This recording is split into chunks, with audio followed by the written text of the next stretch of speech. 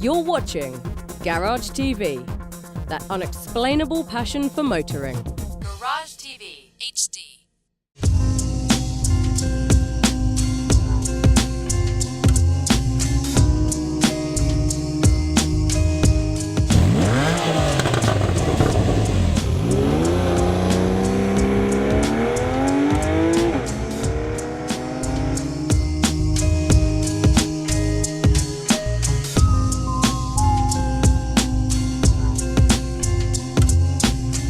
Wow, it's absolutely an awesome day today.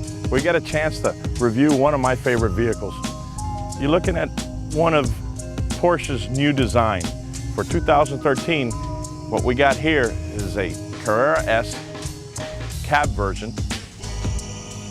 Totally different vehicle that still looks similar to the older version of the 997 and the 996, just with some subtle changes.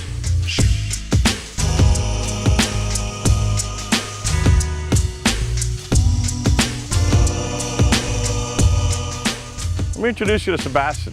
Sebastian is one of our other experts, and he knows quite a bit about these vehicles. Tell me, what do you think about this vehicle? Well, it's actually a great piece of machinery. The thing about it is that it's a bit longer and about 1.5 inches lower to the ground. So it actually makes up for everything that they've left behind. It is a brand new car. It still has the same frame as, well, some of the older ones, but the engine and basically everything on this car is completely redesigned and new. We came out here down this road. We've had this vehicle all day today. We put it through some of its paces. We've been through some nasty roads, and we've been through some really nice, comfortable roads. And as you can see here, there's a nice long straightaway here that we put this thing through its paces. It absolutely honks. What kind of motor is in here? It's a 3.8 liter. Wow. Flat 6. What kind of horsepower do we have now? 400 actually. Unbelievable. And it pulls. It pulls. Yeah, quite a lot. Oh, absolutely. Even the launch control on this one is actually quite good. Gets you off the line and you don't even feel your face afterwards. Talk to me a little bit about the transmission that they're using now on this. The thing about this transmission is that it's a 7-speed, but once you put it in Sport and Sport Plus, it doesn't react to the 7-speed anymore. It's actually a 6-speed, just to react to all the horsepower you're putting down. It actually makes it more race-worthy. But the difference about all of that is that once you're driving along on a road or all of that, you can get the fuel economy and you get the comfort. Not like the GT3 RS. This one is actually a road-worthy car just as much as a race car. So you can have all the fun on the road and on the track you want.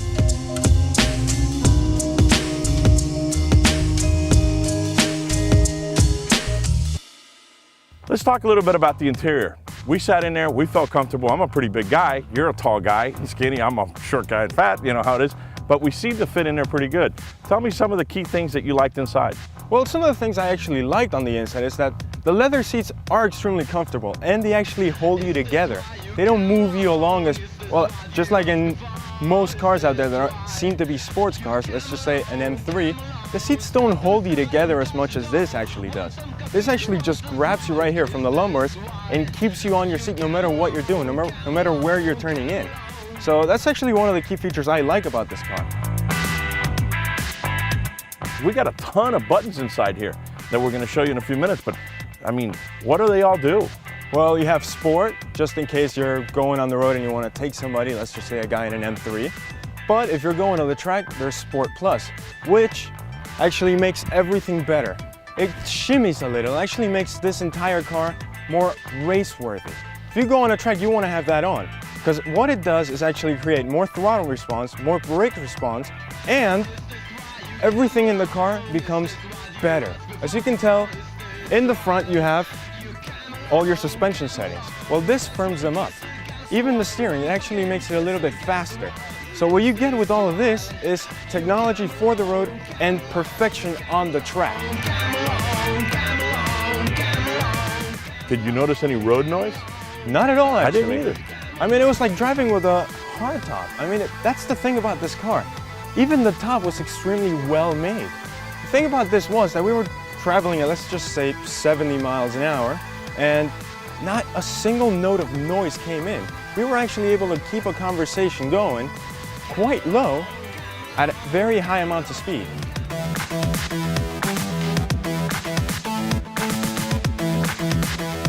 Look at these new lights, how they configured them. They still had that projection type LED or HID setup on it, but did you notice how they bubbled this to make it all aerodynamic? Yeah, it's actually like a 1960s Porsche 911. That's very much. It has some styling cues from that.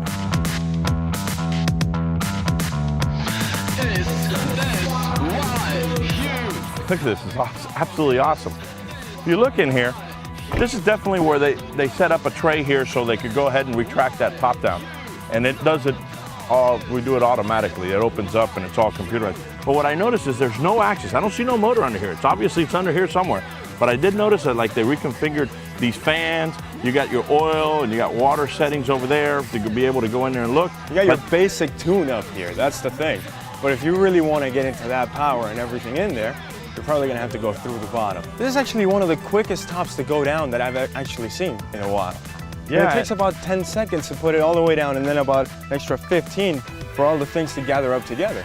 Looks like it went down pretty quick to me. Yeah. Did you see these brakes? Yeah. They're absolutely unbelievable. They're actually huge. They're huge. To me, they look like carbon. Is that true? Yeah, you got them right there. It's a carbon ceramic brake. I think this is actually the second generation. Really? Yeah. Well, I know that when I stepped on the brakes, it felt like it was it felt like nothing like I've ever driven before, not even my race cars. You took my face off because you were driving, and I remember that quite clearly, to be honest. Look at all that space right there. Wow, that's unbelievable. You could put a nice suitcase in there. I didn't feel that much understeer as you were taking it around. It felt very neutral. The car absolutely feels very neutral to drive, which is, you know, we're talking about a car that is basically a race car that we could drive, you know, every day to work. And that's what this feels like.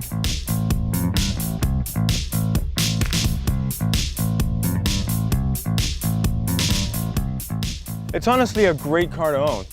It's not a second car you would own. You would probably own this car at first. Because the thing about this car is that there's only 2 seats, but you can only have 1 wife. So it's only a matter of enjoyment, a matter of how much you want to enjoy it. I don't want to take my wife out on this. This is for my girlfriend. Let's go out for a ride. Let's go out for a drive. Close that up.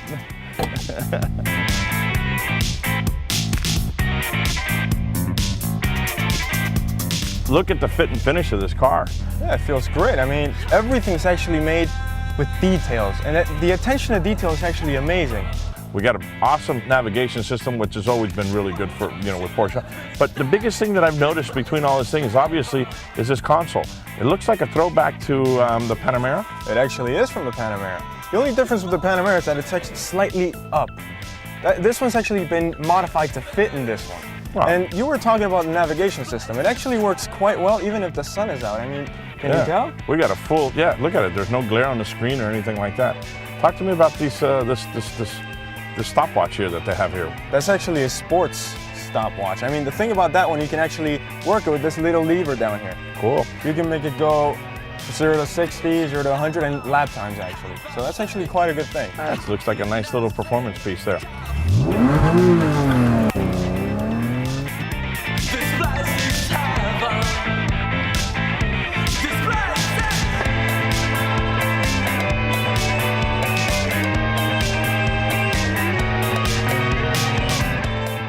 Angry, quite angry. But as you can see, all the details in here have actually been modified. Everything looks great. It still has that 911 heritage, so it's still there. Also, like I was saying, the cup holders, they're a necessity nowadays. Every American likes to go out, buy a drink, McDonald's or something like that. Starbucks. Starbucks, that too. Oh yeah, this is a Porsche, you're right. Yeah.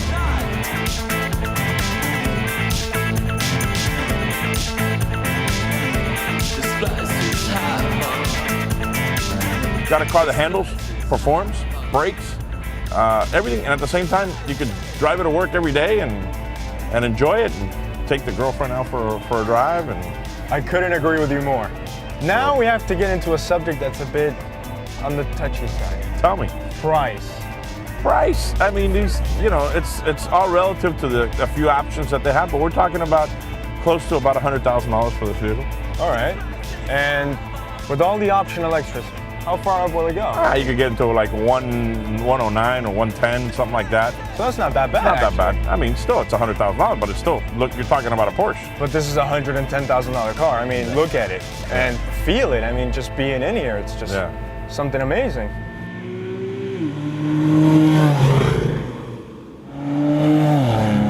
Wow. Whoa. Feel those brakes?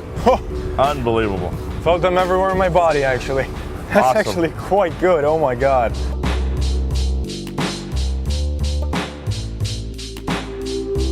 Guys, Manny Sanchez. Sebastian Benzoni. See you later.